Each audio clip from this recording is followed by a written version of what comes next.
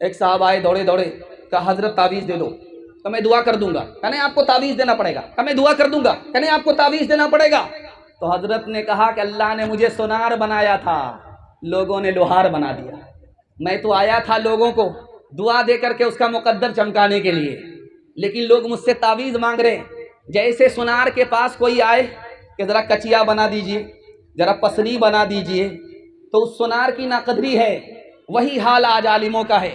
عالموں سے لوگ دعا نہیں لیتے بلکہ تعویذ لیتے۔ یہ بہت بڑی غلطی ہے، اس لیے کام نہیں بنتا ہے۔ پہلے دعا، پہلے دوا، اس کے بعد تعویذ۔ ہاتھ اٹھا کر کے وعدہ کیجئے انشاءاللہ ہر کام کے لیے تعویذ لیں گے۔ ہاتھ اٹھائیے انشاءاللہ۔ ہے غوث و قطب سب غلام اس خدا کے، نبی یا ولی ہوں اسی سے ہے لیتے۔ ہے غوث و قطب سب غلام اس خدا کے، نبی یا ولی ہوں اسی سے ہے لیتے۔ جسے چاہے دے دے، جسے چاہے نہ دے، بنا دے وہ جس کا بنے گا مقدر۔ هو اللہ اکبر، هو اللہ اکبر، هو اللہ اکبر، هو اللہ اکبر۔ اسی کے ہے ہاتھوں میں حاجت روائی، اسی کے ہے بس میں یہ مشکل کشائی، اسی کو ہے حاصل یہ شان عطائی۔ ہوا ہے نہ ہوگا کوئی اس کا ہمسر۔ هو اللہ اکبر، هو اللہ اکبر، هو اللہ اکبر، هو اللہ اکبر۔ مسجد کا جلسہ، بڑی تیزی کے ساتھ اپنے حصے کے جلسے کو مکمل کر رہا ہوں۔ مسجد کا جلسہ ہے، میں جو آیا مسجد کو دیکھا، سر سے لے کر کے پیر تک مسجد ہی نظر آ رہی ہے۔ یہ میں نے پہلی مسجد دیکھا ہے جو بنیاد سے لے کر کے اوپر تک مسجد ہی نظر آ رہی ہے۔ اور بستی کا حال یہ دیکھا ہے کہ یہاں چھپر زیادہ ہے، مکان ہے ہی نہیں۔ دل سے دعا نکلی ان غریبوں کے لیے کہ اپنا گھر تو پھوس کا ہے، لیکن اللہ کے گھر کو کتنا خوبصورت بنایا ہے۔ اللہ ان کو ہر ترقی سے مالا مال فرمائے۔ دل خوش ہو گیا۔ دھیان سے سنیے گا، یہ کرسی ہے جس پر بیٹھ کر کے میں بیان آپ کو سنا رہا ہوں۔ ایک زمانہ تھا اسی ہندوستان میں، شاہ جہاں اسی کرسی پر بیٹھ کر کے حکومت کیا، لیکن وہ کرسی لکڑی کی کرسی نہیں تھی جس پر بیٹھ کر کے میں آپ کو تقریر سنا رہا ہوں۔ وہ کرسی کس کی تھی؟ سونے کی کرسی تھی۔ اس میں مور پرندہ تھا، اس کی آنکھ میں کوہ نور تھا۔ اتنا قیمتی تھا کہ اس زمانے میں 9.5 کروڑ کی کرسی تھی۔ پہلی بار جیسے ہی وہ بیٹھا، ابھی 2 منٹ نہیں ہوئے سجدے میں چلا گیا۔ اللہ سے کہتا ہے میرے پروردگار، فرعون لکڑی کی کرسی پر بیٹھا، سر اٹھایا، تکبر کیا، میں سونے کی کرسی پر بیٹھ کر کے سجدے میں چلا گیا۔ یہ کرسی میری نہیں ہے، سب کچھ تیرا دیا ہوا۔ لال قلعہ جائیے، اس کے اندر آج بھی ایک پرانی مسجد موجود ہے، 1600 عیسوی میں بنی ہوئی تھی۔ 1600 عیسوی میں وہ مسجد بنی، آج بھی موجود ہے۔ اس مسجد کا نام ہے موتی مسجد۔ اس میں آپ جائیے، آج بھی وہ موجود ہے۔ اس مسجد میں کون نماز پڑھتے تھے؟ اورنگزیب بادشاہ۔ دعا کیجیے اللہ ان کی قبر کو نور سے بھر دے۔ امام مصلی پر بیٹھے ہوئے ہیں، بادشاہ آگے، گھڑی تو دیکھا تو وقت ہو چکا ہے، امام انتظار کر رہا ہے۔ امام سے پوچھا کہ وقت تو ہو گیا ہے، آپ کس کا انتظار کر رہے ہو؟ کہا حضور آپ بادشاہ ہیں، آپ کا انتظار کر رہا تھا۔ کہا نکل جاؤ میری مسجد سے، میرا امام وہ ہے جو بادشاہ کے لیے نہیں خدا کے لیے نماز پڑھا ہے۔ اذان کی صدا لگی مسجد سے، اللہ کے رسول گھر میں ہیں، بیوی سامنے آئی، عائشہ نام ہے رضی اللہ عنہا۔ آپ نے پوچھا من انتی، تو کون ہے؟ کہا میں عائشہ۔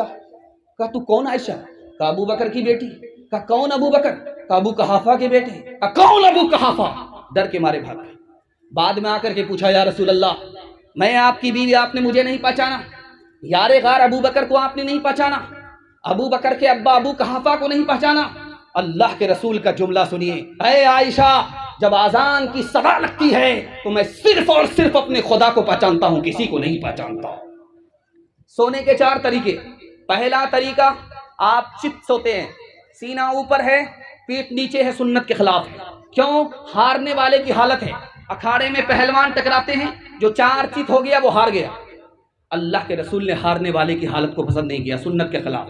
آدمی سو رہا پیٹ کے بل سو رہا ہے، پیٹھ اوپر ہے پیٹ نیچے ہے، یہ بھی سنت کے خلاف. کیوں؟ یہ جہنم میں جانے والے کی حالت ہے. اللہ کے رسول نے اپنے امتی کے لیے جہنمی کی حالت کو پسند نہیں کیا. تیسرا طریقہ ہے آدمی کیسے سوئے؟ بائیں کروٹ پر، دل ادھر ہی ہوتا ہے. جب بائیں کروٹ پر آدمی سوتا ہے، دل داب کر کے سوتا ہے تو آنکھ بھی بند ہو جاتے ہیں، آنکھ بھی بند ہو جاتی ہے، کان بھی بند ہو جاتے ہیں. اب مسجد سے صدا جب لگتی ہے اذان کی تو کان میں نہیں پہنچتی، اس لیے سنت کے خلاف. اور جب آدمی دائیں کروٹ پر سوتا ہے یہ سنت کے مطابق. کیوں؟ دل لٹک گیا، کان کھلے ہوئے ہیں، آنکھ بند ہے. جب مسجد سے قاصد مؤذن اللہ کی صدا لگاتا ہے تو کان میں آواز پہنچ رہی ہے، اس لیے سنت کے مطابق ہے. ظہر کو عصر میں پڑھیں گے، ہاتھ اٹھائیے، بالکل صحیح جا رہا ہے. یہ دیکھیے آخری بات، آپ کا دل بہت مضبوط ہوگا، نماز پڑھنے میں آپ کا دل بہت زیادہ لگے گا. دھیان سے سنیے. ہمارے نبی معراج میں گئے. معراج کہاں ہے؟ عرش پر. عرش کے بعد کوئی دنیا نہیں ہے. زمین سے اٹھے آسمان پر، آسمان سے نکلے عرش پر، عرش کے بعد کوئی دنیا نہیں ہے. وہاں گئے تو نماز ملی. کیسے ملی؟ آپ کو بہت خوشی ہوگی، آپ کا دل بہت مضبوط ہوگا. کیسے ملی؟ احساس ہوا اے میرے پروردگار، تو نے اپنے بندے کو زمین سے اٹھایا، آسمان پر لایا، آسمان کی بلندی سے اوپر لے گیا، اپنے پاس بلا لیا، لیکن میرا امتی کیسے تمہارے پاس پہنچے گا؟ تو اللہ نے نماز کا تحفہ دے دیا، تمہارا امتی سجدے میں ہوگا، خدا تک پہنچ جائے گا. انشاءاللہ جیتے جی برتے برتے نماز پڑھیں گے، ہاتھ اٹھائیے انشاءاللہ. رمضان میں پکڑیں گے، باقی سال چھوڑیں گے، ہاتھ اٹھائیے انشاءاللہ. میں اندھیروں سے بچالا یا تھا اپنے آپ کو، میرا دکھ یہ ہے کہ میرے پیچھے اجالے پڑ گئے. تاک میں بیٹھا ہوا بوڑھا کبوتر رو دیا، جس میں ڈیرا تھا اسی مسجد میں تالے پڑ گئے. کوئی وارث ہوتا ہے اور آ کر دیکھ لے، ذل سبحانی کی اونچی چھت میں جالے پڑ گئے. بڑی جلدی سے جلسہ نکل رہا، محبت میں سننے زبان کی رفتار بتا رہی ہے. اللہ اس محبت کو سلامت رکھے. تیسرا پیغام قرآن کے حوالے سے ہے. آپ لوگ سننے کے لیے تیار ہیں؟ ایک بار جوش کے ساتھ ہاتھ اٹھائیے انشاءاللہ. قوم کا بچہ مدرسے میں، اپنا بچہ اسکول میں، ہاتھ اٹھائیے انشاءاللہ. خیر ماشاءاللہ. دھیان سے اس کو سنیے گا. استاد پڑھا رہے ہیں، بادشاہ آیا، دیکھا کہ بچے قرآن پڑھ رہے، 10,000 روپیہ سونے کا سکہ استاذ کو دے دیا.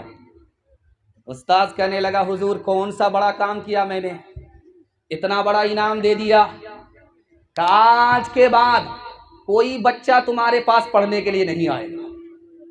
اب وہ ہاتھ جوڑ کر کے کھڑا ہو گیا، حضور میں نے کیا گناہ کیا؟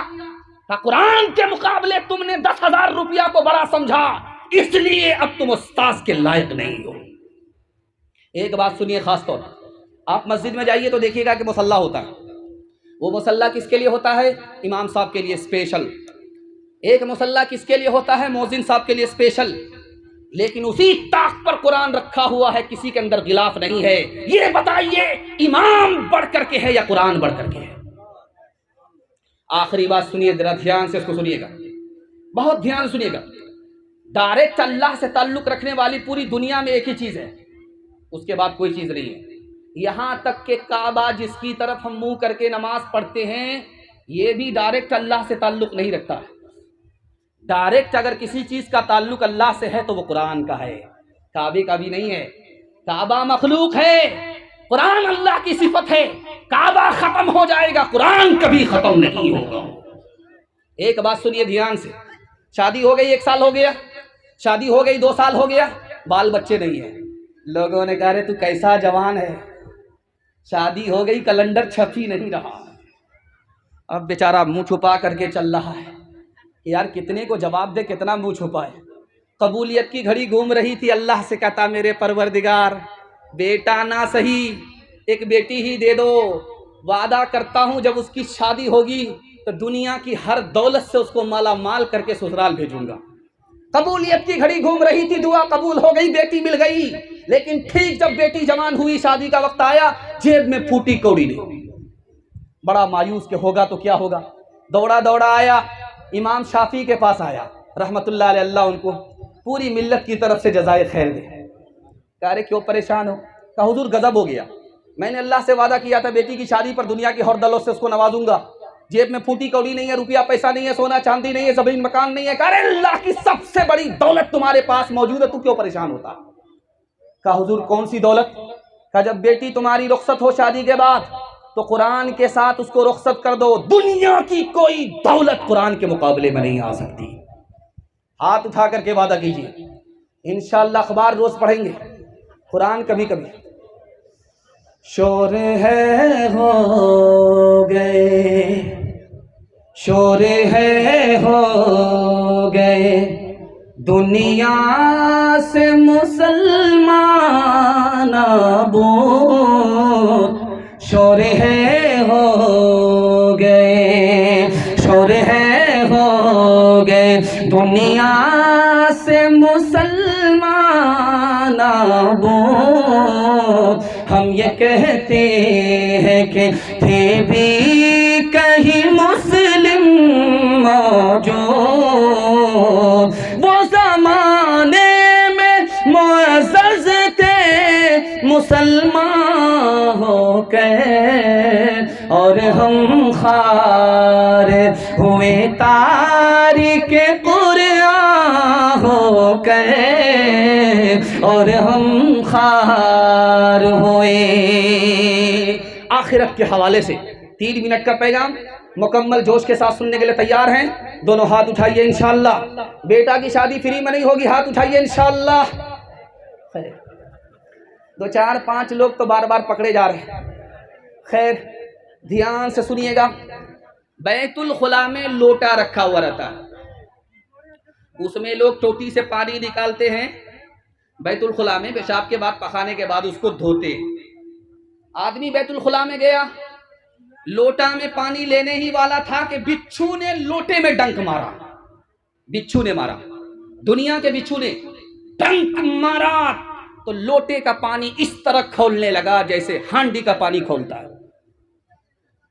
दिखाना यह है कि दुनिया के बिच्छू का ये हाल है, जहन्नम के बिच्छू का क्या हाल है।